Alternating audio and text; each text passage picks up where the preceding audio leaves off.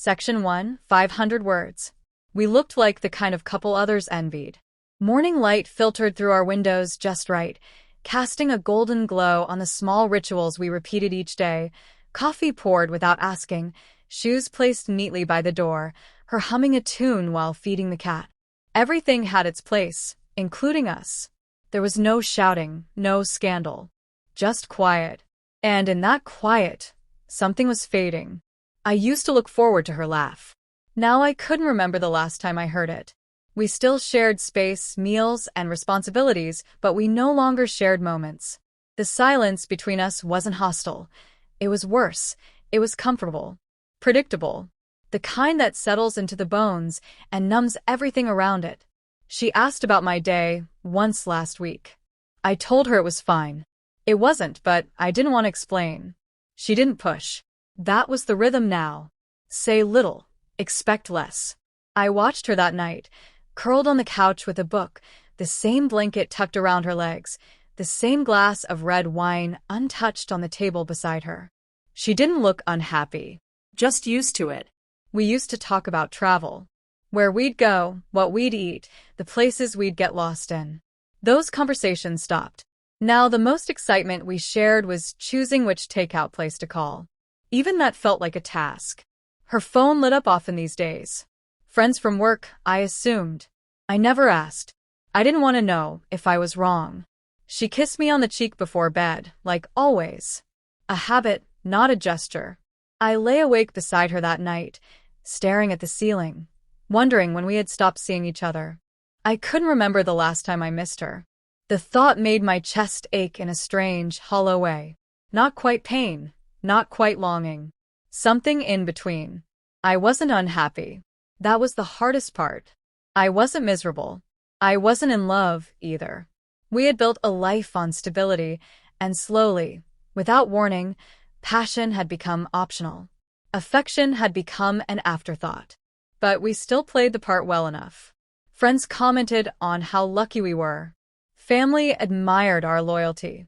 We nodded and smiled. I think she knew something was wrong too, in her own quiet way. She folded my clothes a little too precisely, kept the fridge stocked with my favorites, though I hadn't asked in weeks. A strange kind of overcompensation, like she was trying to remind me that she noticed. I appreciated it, but I didn't feel it. There was nothing dramatic about our disconnect. No betrayal. No argument. Just years of small absences adding up. I wonder how long two people could live like this before they stopped being people together and became ghosts in the same house. She rolled over and whispered goodnight. I whispered it back. We both meant it. And yet, it wasn't enough. Section 2, 500 words. It started with attention. Simple, deliberate attention. A voice that asked how I was and waited for the real answer. Not the surface-level politeness I'd grown used to, but something quieter, heavier. They noticed things. A change in tone. The pause between my words. The way I rubbed my wrist when I was anxious. My wife hadn't asked why I did that in years. They did. I told myself it was harmless. Conversations about nothing, shared observations, sarcasm exchanged with ease. But I started to look forward to those moments. More than I should have.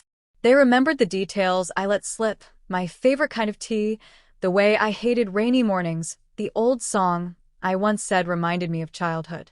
That attention was addictive. It made me feel seen again. They weren't beautiful in the conventional sense, but their presence filled the room differently.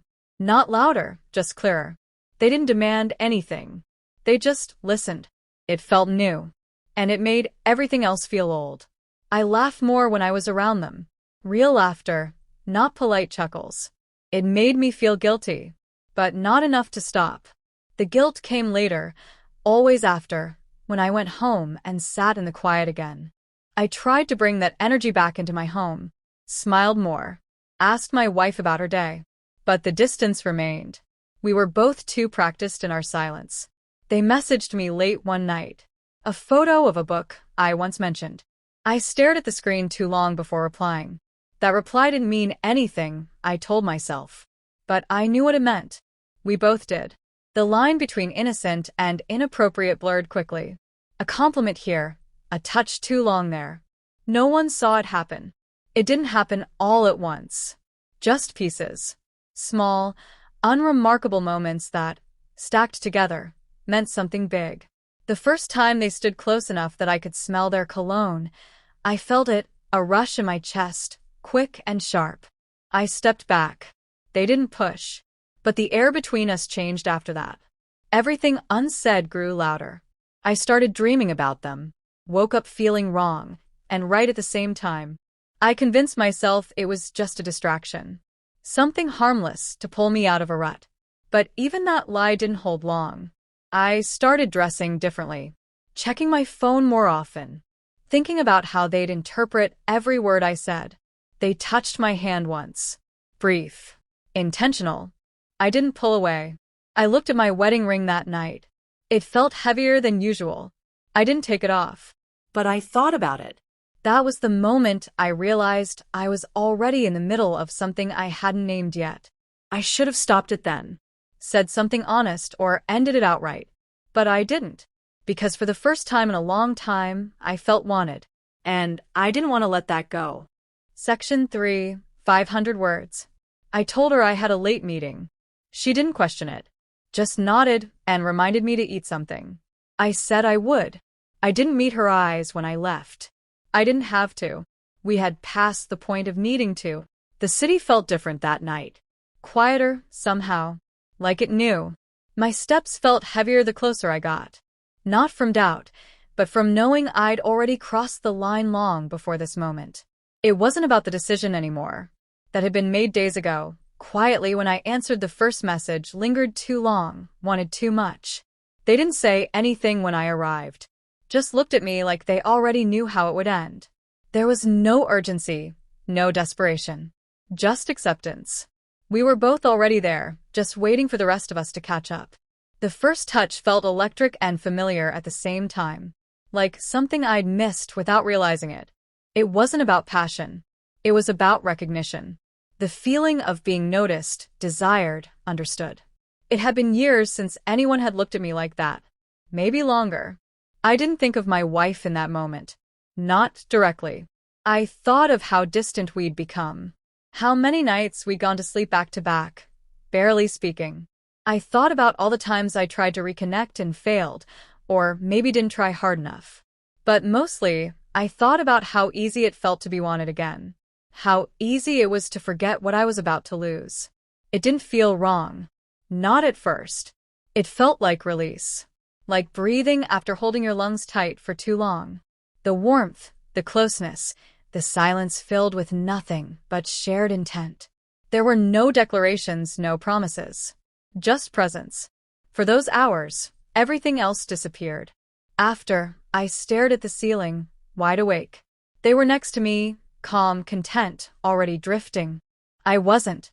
I couldn't. The weight returned then, sharp, real, undeniable. The kind that settles in your stomach and doesn't move. I thought about home. The quiet apartment.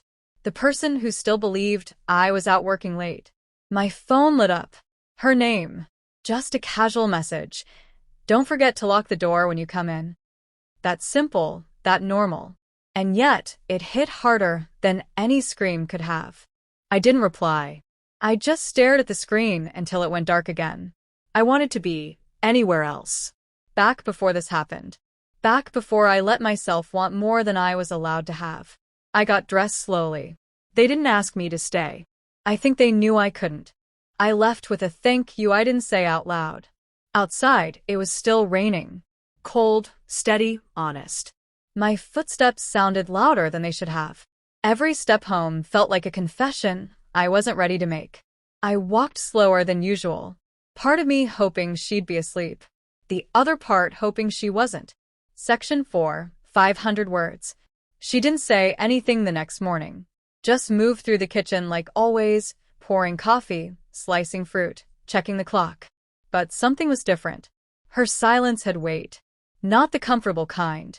The kind that holds its breath. I watched her closely, searching for clues. Had she found something? Did she know? Or was it just me?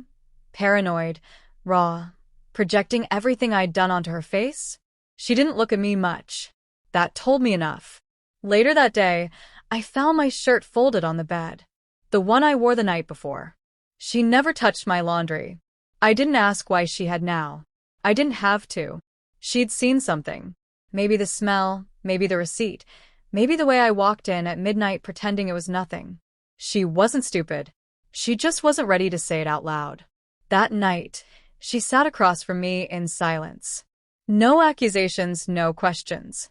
Just eyes that didn't blink enough. She didn't cry. I almost wished she had. Anger would have been easier. But she just asked one thing.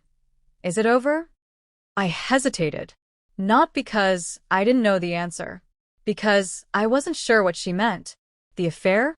Us? I told her yes. But it didn't matter. The damage had already settled. She nodded like she expected that. No outburst. No second question. Just acceptance, cold and clear. She started sleeping in the guest room after that. No explanation. Just a quiet shift.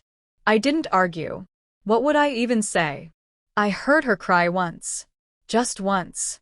Middle of the night, door closed, barely audible. That sound stayed with me more than anything. I thought I could handle the aftermath. But it was worse than I imagined.